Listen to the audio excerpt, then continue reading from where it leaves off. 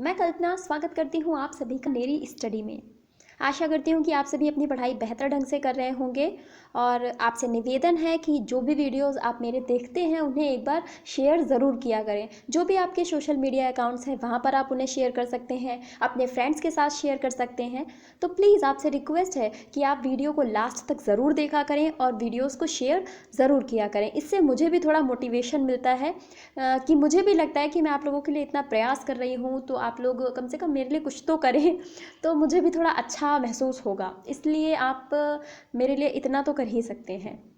आज जिस टॉपिक पर हम चर्चा करने जा रहे हैं वो है दिल्ली सल्तनत का एक बहुत ही महत्वपूर्ण विषय, जिसमें हम पढ़ेंगे बलबन के बारे में। गयासुद्दीन बलबन कहा जाता है कि इसने एक अलग वंश की नींव डाली, बलबन वंश की। परंतु जब हम दिल्ली सल्तनत पढ़ते हैं तो इसको हम गुलाम वंश के अंतर्गत ही पढ़ लेते हैं, क्योंकि बलबन वंश हमने इसको एक अलग वंश माना नहीं। कह सकते कि इतिहासकार ने इसे गुलाम वंश के अंतर्गत ही रखा और बलबन वंश नहीं कोई बताया गया, क्योंकि हमने पढ़ा गुलाम वंश, उसके बाद हम पढ़ेंगे खिलजी वंश। तो बलबन वंश हम नहीं कोई काउंट करते हैं, परंतु कहा जाता है कि इसने एक बलबन वंश की नींव डाली थी। तो हम पढ़ेंगे गयासुद्दीन बलबन के बारे में, जो कि फेमस है अपने दैवीय सिद्धांत के बारे में। जो भी इसने दैवीय राजतंत्र का सिद्धांत दिया था उसके लिए फेमस है, और भी कई सारी चीज़ें हैं जो आगे चल करके हम इनके बारे में डिस्कस करेंगे। तो स्टार्ट करते हैं हमारा आज का वीडियो। आप इसे सबसे पहले तो लाइक कर दें, उसके बाद शेयर कर दें और उसके बाद लास्ट तक ज़रूर देखें और नोट्स बनाएं। तो गयासुद्दीन बलबन के बारे में स्टार्ट करते हैं। इसका वास्तविक नाम है बहाउद्दीन। बहाउद्दीन इसका वास्तविक नाम है।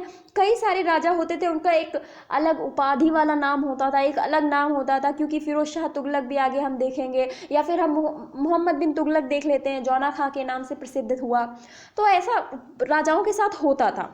तो इनका जो वास्तविक नाम था वो था बहाउद्दीन, और ये इल्तुतमिश का तुर्की गुलाम था। अब आप देखिए कि जब ये राजा बना तब ये इतना वृद्ध हो चुका था, क्योंकि इल्तुतमिश के समय से ये चलता चला आ रहा था।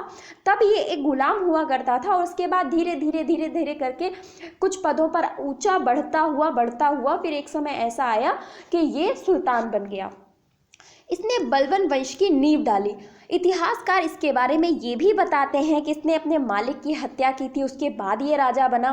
पर कई जगह ये भी दिया जाता है कि जो इसके मालिक थे, नासिरुद्दीन मोहम्मद करके नाम था, उन राजा की स्वतः मृत्यु हो गई थी, उसके बाद इसने सत्ता संभाली थी, क्योंकि जो राजा था वो इसकी पुत्री का पति था।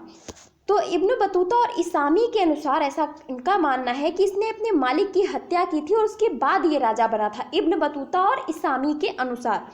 इल्तुतमिश के काल में खसदार के पद पर ये था। अब हम देख लेते हैं कि किस राजा के काल में ये कौन से पद पर रहा था। तो इल्तुतमिश की बात करें तो उसमें ये खसदार के पद पर था। रजिया के काल में अमीर शिकार के पद पे था, अमीर शिकार के पद पे था। अलाउद्दीन मसूद शाह के काल में ये अमीर हाजिब के पद पे था। तो कौन से पद पे था? अमीर हाजिब के पद पे था। और नासिरुद्दीन महमूद की बात करें, नासिरुद्दीन महमूद जो कि इसका दामाद भी था, उसके काल में ये नायब मामलिकात के पद पर था। और नायब मामलिकात का पद पे जो व्यक्ति बैठता था वो धीरे धीरे करके सारी सत्ता अपने हाथों में ले लेता था। तो वही यहाँ भी हुआ कि एक समय ऐसा आया कि इस राजा की मृत्यु हो गई और उसके बाद जितने भी अधिकार थे वो बलबन के हाथों में आ गए। बलबन पहले भी राजा बनना चाहता था, परंतु कहते हैं कि इसे मौका ही नहीं मिला कि ये राजा बन पाता। पर नासिरुद्दीन महमूद की मृत्यु के बाद ये राजा बन गया, और कुछ इतिहासकारों के अनुसार इसने हत्या की थी नासिरुद्दीन महमूद की, परंतु कई जगह पर यह भी लिखा है कि नासिरुद्दीन महमूद की मृत्यु हो गई थी, उसके बाद ये राजा बना था। आगे हमें पता चलता है कि बलबन के शासनकाल को विस्तार नहीं अपितु दृढ़ीकरण का काल कहा जाता है, कि बहुत ऐसा नहीं था कि इसने विस्तार करने का प्रयास किया या बहुत ज़्यादा साम्राज्य को फैलाया, बल्कि दृढ़ीकरण किया। अभी देखते हैं कि बलबन ने खोई हुई दिल्ली सल्तनत की शक्ति को बनाए रखने के लिए शत्रुओं का दमन करना प्रारंभ किया। इसने विस्तार पर ध्यान नहीं दिया, बल्कि इसने दृढ़ीकरण, जो कि इसकी शक्ति खो गई थी, उस पर ध्यान दिया। और इसने सोचा कि पहले हम शक्तिशाली हो जाते हैं, उसके बाद हम देखेंगे कि हमें किस तरह विस्तार करना है। तो शत्रु काफ़ी सारे फैले हुए थे दिल्ली सल्तनत के। किसी भी राजा की मृत्यु के बाद जाहिर सी बात है आसपास की जो शक्तियाँ होती हैं वो अधिकार करने के लिए शत्रु बन जाती हैं। तो उन शत्रुओं का इसने दमन करना शुरू किया। बलबन ने 1 वर्ष में मियों, जो मेवात के निवासी राजपूत शासक बोले जाते थे, उनका दमन किया। लगभग 1 वर्ष इसे लगा इन मियों का या मेवात शासकों का दमन करने में। तो देखा जाएगा ना कि इसने विद्रोहों को दबाने में इतना ज़्यादा समय ले लिया, जिसके आधार पर इतिहासकार मानते हैं कि ये एक अकुशल सैनिक था, ये एक अकुशल सेनापति था, कि इसको पता ही नहीं था कि सेना का नेतृत्व कैसे करना है, सेना को कैसे चलाना है। इसकी वजह से क्या होता था कि ये इतना लंबा समय ले लेता था किसी भी विद्रोह को दबाने के लिए।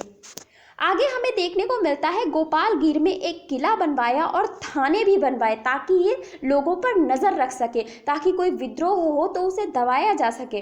प्रयास इसने अच्छे किए, परंतु कह सकते ना कि उस लेवल तक ये नहीं पहुंच पाया जो एक कुशल सेनापति कर सकता था। इसके बाद बलबन ने दोआब पर भी अधिकार करने का प्रयास किया। दोआब का जो क्षेत्र होता था वो बहुत ही उपजाऊ माना जाता था, और उपजाऊ के साथ साथ वो क्षेत्र धन की दृष्टि से भी काफ़ी ज़्यादा महत्वपूर्ण माना जाता था। तो आपने पहले भी देखा होगा, प्राचीन काल में भी दोआब के क्षेत्र को लेकर के काफ़ी ज़्यादा लड़ाई हुई हैं, काफ़ी ज़्यादा युद्ध हुए हैं, और ऐसा हमें यहाँ भी देखने को मिला। जो गंगा और यमुना का दोआब का क्षेत्र था, उस पर अधिकार को लेकर के आए दिन शत्रुओं में आपस में विद्रोह होते रहते थे, आपस में युद्ध होते रहते थे। तो बलबन ने भी दोआब पर अधिकार करने का प्रयास किया था। जनता पर नियंत्रण हेतु इसने कठोर राज्य व्यवस्था बनाई थी, बहुत ही कठोर राज्य व्यवस्था, जनता के लिए बहुत कठोर नियम बनाए थे। ये कभी भी जनता से मिलने नहीं जाता था। इसका मतलब ये एक ऐसा शासक था कि जब ये सभा में बैठता था तो कहा जाता है कि ये कभी भी मुस्कुराता नहीं था, कभी भी हंसता नहीं था, और ना ही लोगों, बहुत गंभीर रहता था, लोगों से बहुत ही ज़्यादा हंसकर बात करने वाला इसका व्यवहार नहीं था। बहुत ही कड़े नियम बना रखे थे सभी दरबारियों के लिए, और जिनका उन्हें पालन भी करना होता था। ये तो जनता के साथ इसका व्यवहार बहुत ज़्यादा नहीं था, क्योंकि ये जनता से मिलता ही नहीं था। और फिर दूसरी चीज़ ये भी थी कि इसने अपने जो नियम बनाए थे उनमें एक नियम ये भी था कि एक नियम इसने बनाया था कि इसके यहाँ जो भी दरबारी काम करते थे उनको मदिरा पीने का भी अधिकार इसने नहीं दे रखा था, वो भी बैन कर रखा था। आगे हमें देखने को मिलता है कि कटिहार क्षेत्र में बलबन ने बड़ी क्रूरता से विद्रोहियों का दमन किया था। यहाँ पे कहते हैं कि यहाँ पर इतने सारे पुरुष थे, जितने भी पुरुष विद्रोही थे उन सभी का कटिहार में बलबन ने सिर कलम करा दिया था। कलम कराने का मतलब सर उनका काट दिया था। तो ऐसा भी इसके बारे में कहा गया है कि इतनी क्रूरता के साथ इसने वो कदम उठाया। इसके अलावा इसके विषय में और कोई क्रूरता नहीं हमारे सामने आती है, परंतु ये क्रूरता आती है कि वहाँ पर जितने भी व्यक्ति थे, पुरुष व्यक्ति, उन सभी का इसने सर काट दिया था। कोई विद्रोह हुआ था जिसकी वजह से उसे उस विद्रोह को दबाने के लिए ऐसा करना पड़ा। बलबन ने रक्त और लौह की नीति को अपनाया था, रक्त और लौह की नीति को इसने अपनाया था। इसके साथ साथ हमें देखना है इसके राजत्व का सिद्धांत, राजतंत्र का सिद्धांत, क्योंकि एक इसने नया सिद्धांत लोगों के समक्ष रखा जो कि ये बताता था कि राजा ही सब कुछ है, राजा ईश्वर का भेजा हुआ दूत है, ईश्वर का भेजा हुआ वो व्यक्ति है जो कि सिर्फ ईश्वर की सुनेगा, और किसी भी व्यक्ति की बात वो नहीं सुनेगा, और किसी भी व्यक्ति को उसके कार्य में दखलंदाजी करने का अधिकार नहीं है, ना ही कोई उसके कार्य में हस्तक्षेप कर सकता है। तो इस तरीके का एक सिद्धांत इसने दिया था। कहते हैं राजनीतिक कमजोरी के बाद भी राजतंत्र के विस्तृत सिद्धांत की रचना की। राजनीतिक कमजोरी थी, परंतु एक ऐसा सिद्धांत लाया जो बिल्कुल ही सबसे अलग था। अभी तक किसी भी राजा ने वैसा सिद्धांत नहीं लाया था। इसका यह सिद्धांत शासनादित फारस से प्रभावित था, क्योंकि फारस से ये काफ़ी ज़्यादा प्रभावित नज़र आता है। फारस के इसने नवरोज़ त्यौहार को भी अपनाया था, और इसके साथ साथ ये जो राजतंत्र का सिद्धांत था ये भी इसे कहते हैं इसने फारस से सीखा था। तो वो उसने अमल करने का अपने यहाँ प्रयास किया था। बलबन राजा को ईश्वर की परछाई जिल्लिल्लाह मानता था, कि मतलब जिल्लिल्लाह इसे बोल सकते हैं, ईश्वर की परछाई मानता था कि जो भी राजा बनता है वो ईश्वर की परछाई होता है, मतलब उसकी बात जनता को सुननी पड़ेगी।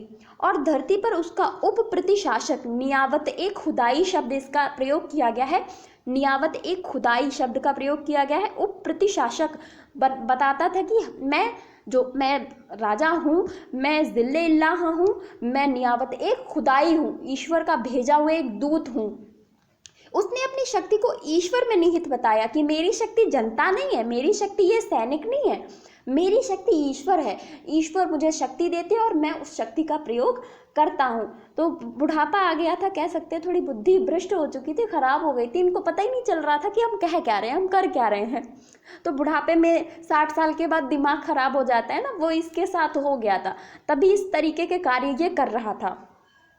उसका मानना था कि सुल्तान का निरंकुश होना ज़रूरी है, अन्यथा जनता उसका आदर नहीं करेगी। मतलब जब तुम बुरा व्यवहार करोगे ना, जब तुम निरंकुश बनोगे, तभी जनता तुम्हारी बात मानेगी, ऐसा इसे लगता था।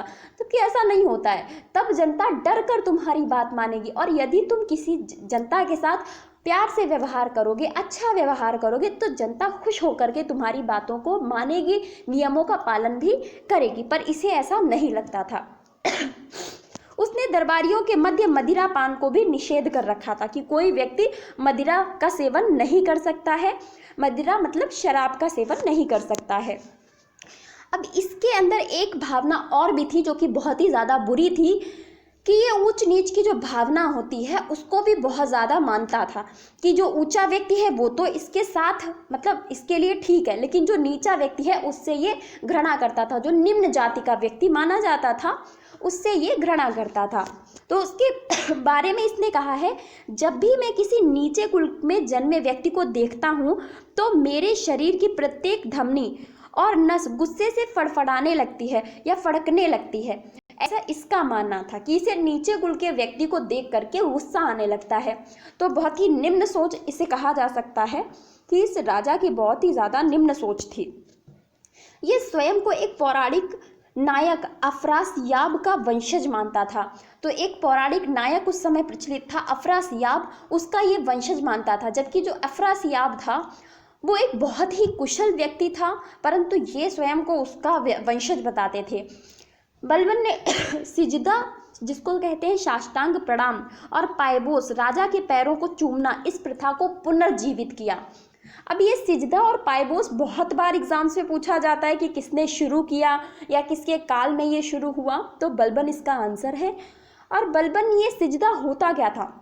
तो सिजदा होता था कि जब भी कोई राजा से मिलने दरबार में जाता था कोई भी व्यक्ति, तो उसे सिजदा और पायबोस करना होता था। सिजदा मतलब साष्टांग लेट कर, पूरा मतलब जमीन में लेट कर राजा को प्रणाम करना, और पायबोस उसके बाद राजा के पैरों को चूमना, क्योंकि वो ईश्वर हैं भाई, इनके अनुसार राजा ईश्वर हैं, तो राजा के लिए सिजदा और पायबोस होना चाहिए।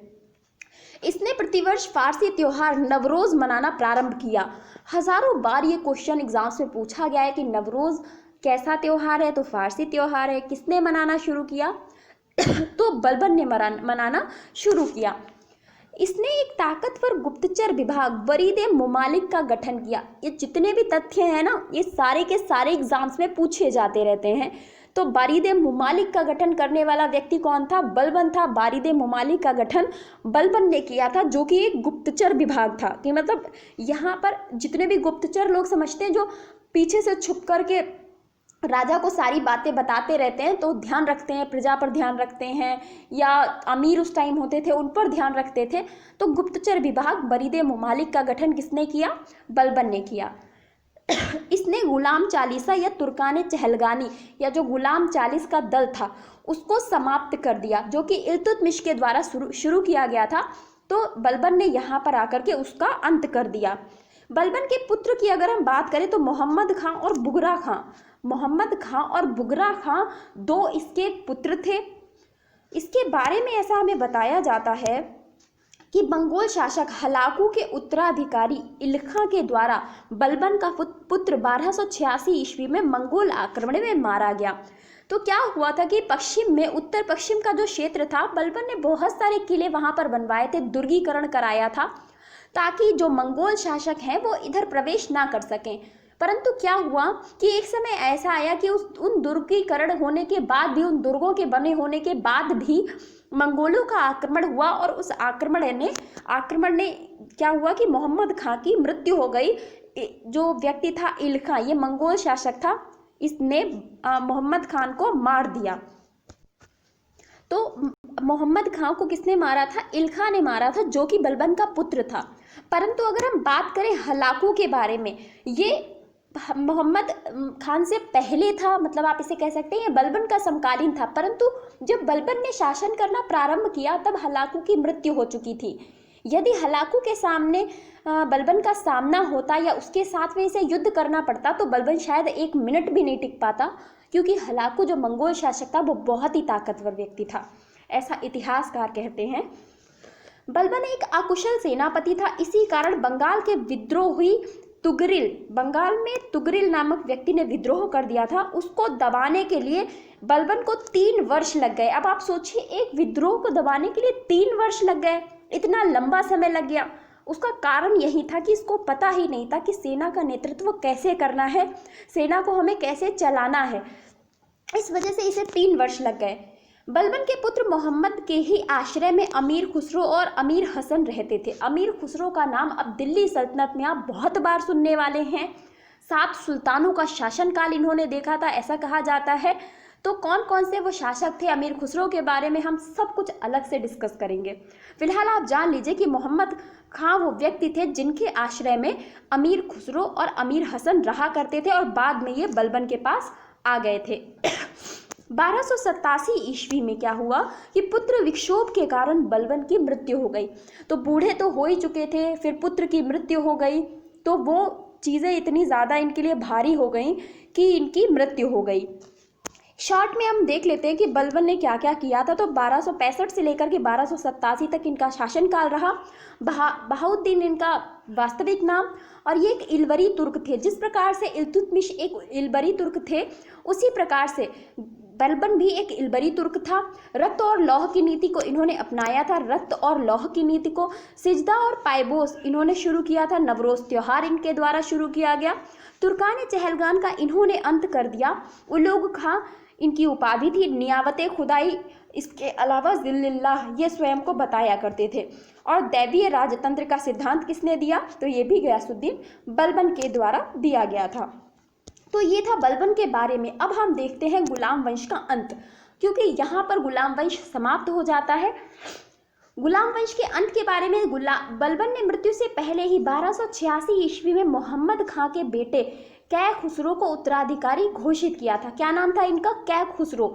लेकिन क्या हुआ कि आप किसी को भी उत्तराधिकारी बनाकर चले जाइए, सामंत और अमीरों के हाथ में होता था कि वो किसे राजा बनाना चाहते हैं। सामंतों ने एक उनका दूसरा पौत्र था जिसका नाम था कैकुबाद, इसको सुल्तान बना दिया।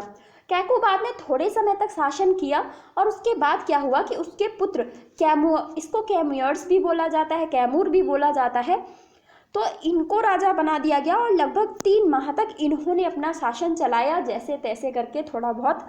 लेकिन फिर उसके बाद क्या हुआ कि आसपास की शक्तियाँ ज़्यादा अच्छी थी या ज़्यादा ताकतवर थी, जिसकी वजह से ये शासन नहीं कर सके और गुलाम वंश का अंत यही